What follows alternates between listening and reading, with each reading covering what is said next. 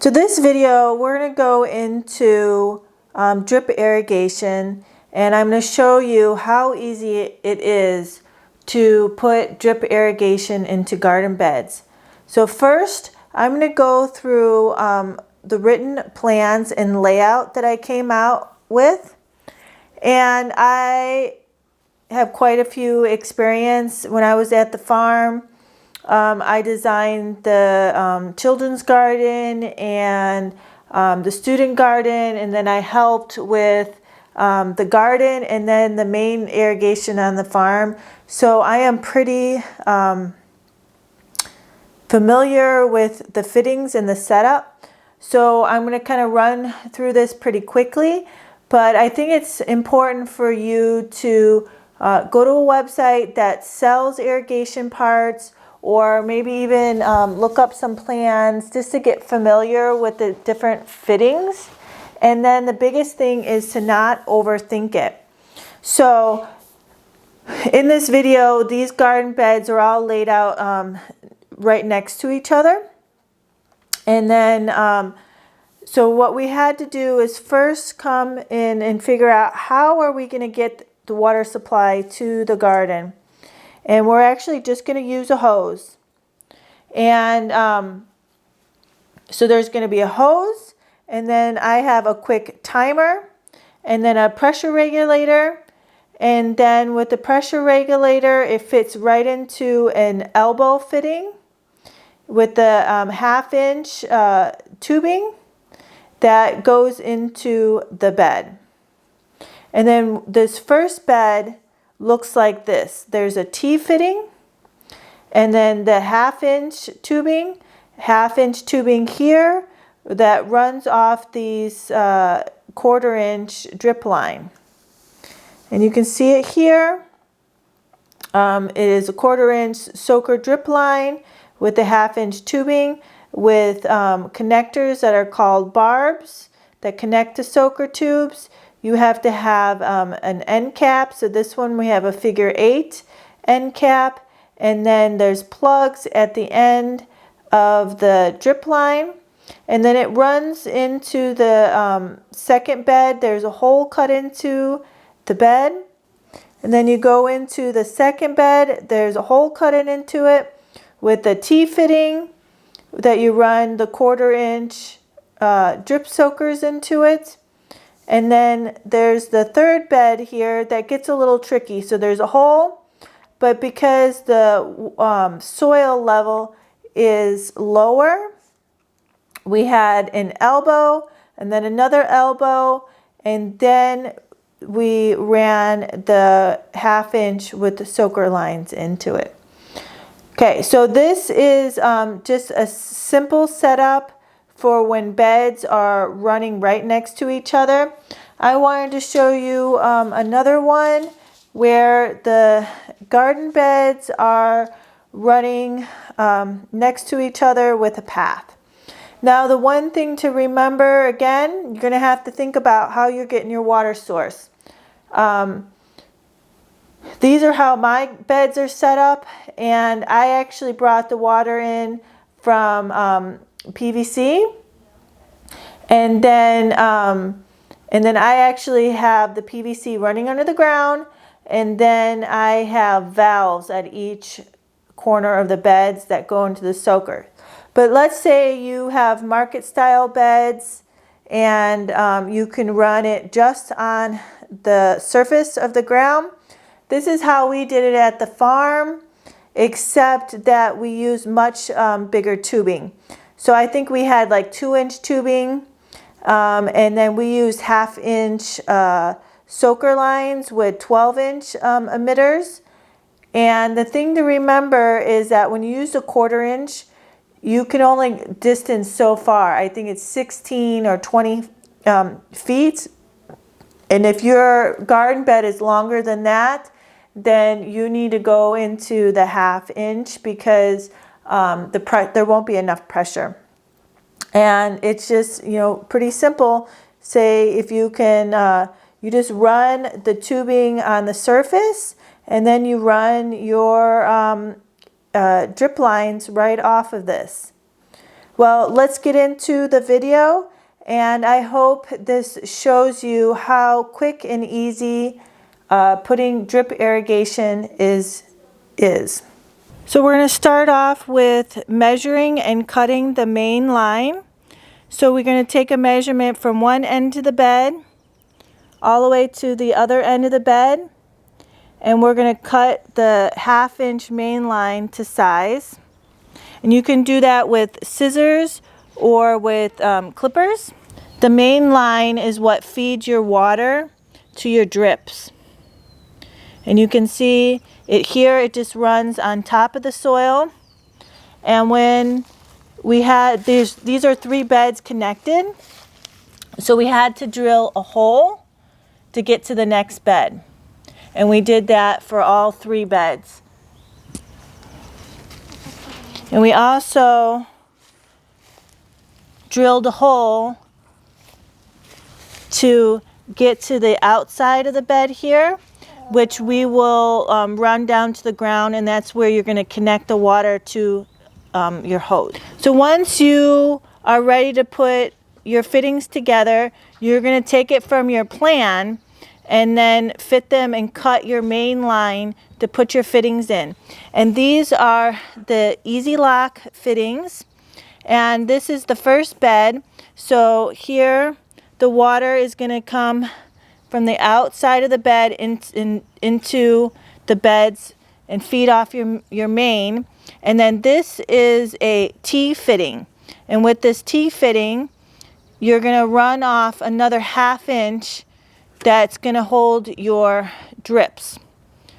But we'll come back to that. But I want to show you how all the fittings and how we put them together running off your main. Here's your next bed, and then this again is just a T fitting because it's the main lines are going to run exactly the same. And then the last bed, in the last bed there's a couple things going on. The soil is much lower, so here we just have an elbow and then another elbow that helps drop the irrigation to then feed off the main that's going to hold the drip line. Here is an Easy Lock fitting, and then this is actually an elbow. And the thing that's nice about these is you insert your 1/2 inch. So this is a 1/2 inch Easy Lock fitting, and the 1/2 inch will go in here. You push it down, and then you get to tighten like this, and it makes a seal on there, which is really nice. I'm going to show you how I connect the 1/2 inch to the fittings. So this fitting is a T fitting, and then this 1/2 inch is going to be the line that the drip is coming off of, and this line is the main line. And what you do is this screw part, you want to make sure it's all the way open, and you're going to take your 1/2 inch and you're going to shove it, and you're going to kind of push with your left hand and kind of wiggle with your right hand to get the tubing all the way down. So now you can see the tubing is past the fitting that you're going to tighten, and then you're going to tighten it and tighten it as much as you can, but just hand tighten it.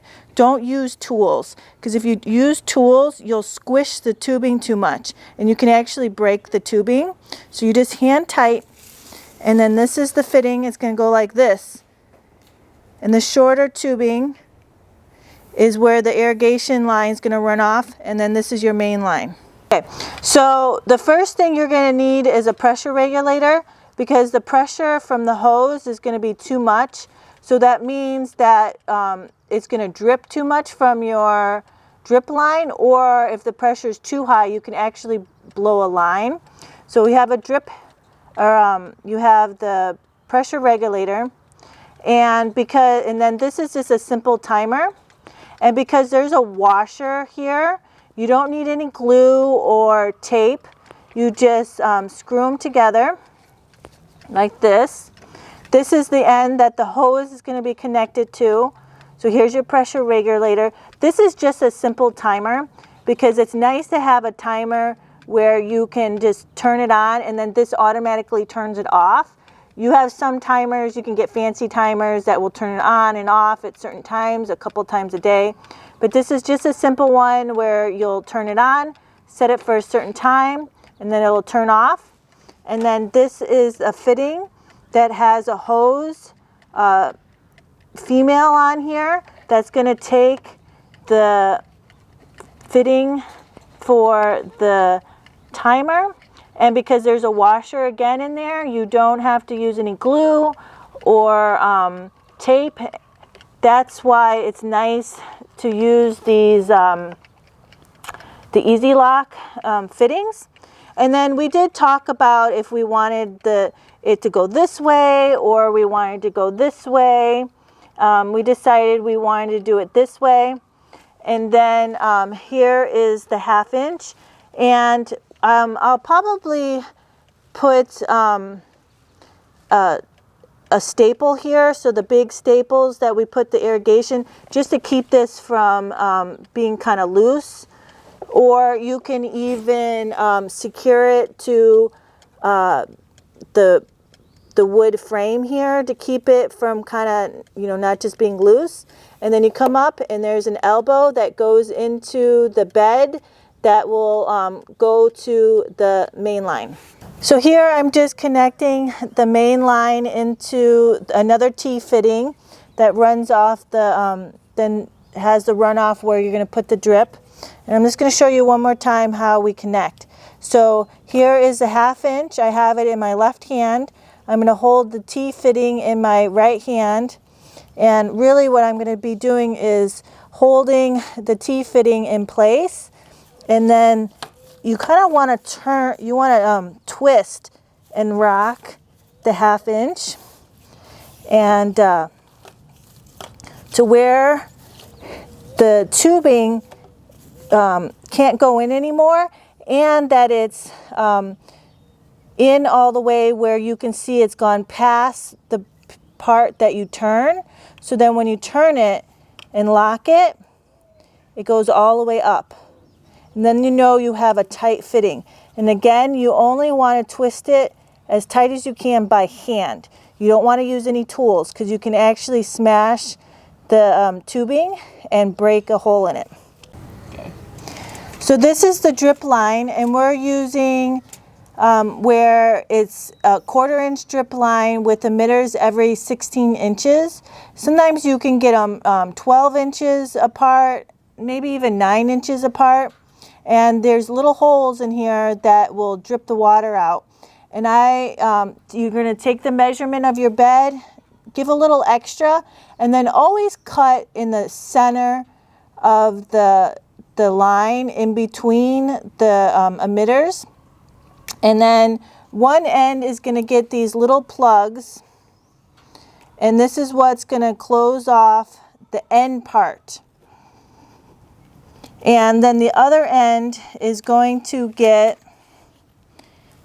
these are barbs, and this has a valve on it where you can actually shut it on and off, which are kind of fancy. Usually they're just these barbs. They look like this, and they go into the 1/2 inch, and then they go into the other end of the 1/4 inch. And then this is the 1/2 inch that runs the short end length of the short end of the bed that the drips are going to go off of. And you need to use a hole puncher. This is kind of a fancy one that will make these holes. And you just make sure you make the holes all in a straight line on the same side of the 1/2 inch. And then you're going to put in these barbs, and you're going to go in the 1/2 inch, and they just fit in very easily. And you don't want to shove them in too much. You'll actually see where there's the barb, and that you go in past the barb. And we're using 3 lines, and they are 10 inches apart. And we start them 6 inches from the edge of the bed, and then end 6 inches in from the end of the bed. And then you'll take your drip, that's 1/4 inch, and you'll make sure you have a plug in one end.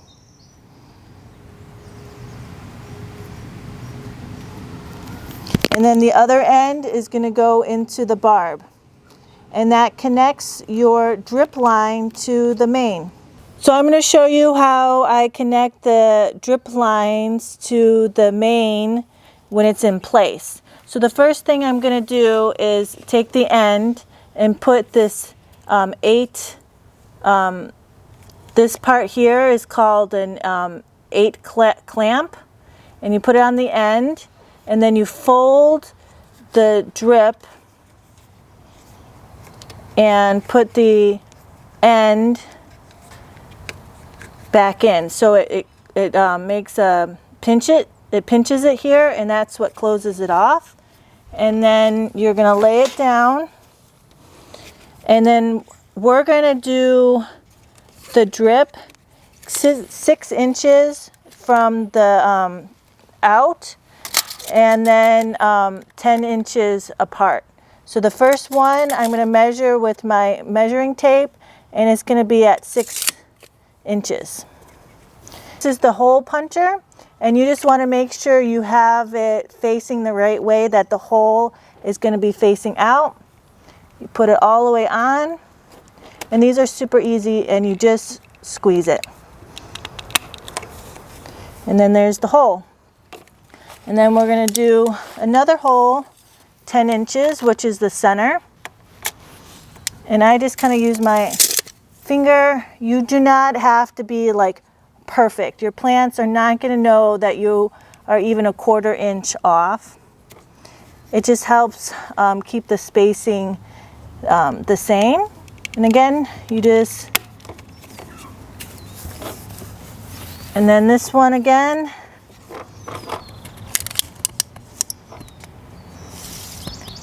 Again, I just measured 10 inches from my center to the one on the end, and use my hole puncher. And they do have manual ones that you like to stick in there. If you're going to be doing a lot, it's really nice to have these ones that you just squeeze. Okay, so when I was punching the holes, I accidentally punched a hole on the wrong side, and I had to pull the tubing out of the fitting here. So sometimes it happens. If you are not taking your time, or just something happens and you accidentally, punch a hole on the wrong side. Luckily with these hole punchers, they only punch a hole on one side. But I wasn't paying attention, and I was holding it the wrong way, and it punched it in the back. And you could try to plug the hole, but to be honest, it's just much better to pull it out and just start over. And that's why it's nice to buy some extra. So I just cut another 1/2 inch and put it in, and then I'll go back and punch the holes in the where they need to line up, and then I'll show you how to put the irrigation. Okay, so now that I have the holes punched, we're going to put in the barb valves. And the reason these are valves is because there's an actually turn on here, so we can turn off one of the drip lines, which is kind of nice, and they're not that much more. So you just push them in the holes until you hear the click. And you can see I am kind of more feeling along the line, because sometimes it's hard to see them. And then you push them in. And then you're going to take your drip. Here's the barb, and now we're going to connect the irrigation. And you can actually feel and see the holes. This is where the holes are are where the water is going to drip out, and you can feel the emitters in here. Okay, so now I'm going to put the drip line into the main. So I push it on tight to the valves here, and there's 3 of them. And then there you have the drip is connected to the main line, and it's all ready to go. So I'm going to take you through and show you what it looks like all done and in place. So here is the start of the irrigation. There's a hose that's to the spigot, and then you can turn it on, and then there is the pressure regulator, which is a simple timer, and then the 1/2 inch goes up the side of the garden bed. It comes out here, and then here is your T-fitting, and off the T-fitting is the short line that the drips are off of. So then you come along the edge of the garden bed. There's a hole drilled into the wood that goes to the next bed. There's the hole into the second bed. It has another T-fitting that branches off to the shorter 1/2 inch where the irrigation is, or the drip line is off of. Then the main line goes down to the 3rd bed. The main line goes down to the 3rd bed where there's a hole. Here's the hole to the 3rd bed, and there's an elbow going down because it's about a 6-inch drop. There's another elbow that goes off, and then the drip is off that line. As you can see here, this is the 3rd bed, and we've put the irrigation after we've planted, which is fine. It does make it easier to plant once you have the irrigation. It can also help you space things out because you know each emitter is 6 inches. Here is the 2nd bed, and it's kind of easier to see the drip lines here. And again, we did put the drip line in after we've planted.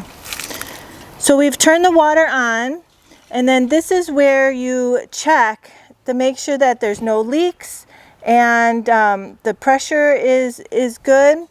And one thing that might be nice is if you unclamp at the ends, you can flush the lines. So you can see here's the water. This will help to make sure that there's no dirt in the lines. And then you just push it back, and then you come along, and we use these staples to hold everything in place. And then I'll show you, you can see the water dripping. So it just drips. And drip irrigation is one of the best ways to irrigate your plants. It saves on water. There's no evaporation because the water drips right on the soil, and it gets the plants watered real deep. And when we were at the farm, we only watered twice a week, and we would water between 20 minutes and 45 minutes twice a week. And it's just super efficient. As you can see, putting the irrigation in isn't really that hard. I think the hardest part was drilling the holes. And once you know what fittings there is, and you take some time to think about your layout, it's actually really easy. Just like I showed you in the beginning, different plans for different setups. I have 3 plans for kind of the basic setups. And I've actually been doing irrigation for a long time. When I was at the farm, we had 6 acres of market gardens that we put drip irrigation, and we actually used 1/2 inch drip lines. And then we had an acre garden that we used this 1/4 inch in. And then we had the student garden which I developed and planned and did the irrigation for. So I have quite a few experience with the irrigation, but I hope this helps you. And if you see that there's cages here on these raised beds, it's because we have problems with rats. So we have to like completely enclose, otherwise you're not going to get any kind of vegetables to grow, because they will just eat everything. Well, I hope you like this video, and please subscribe and remember to click that bell so you can get notifications when I do a new video.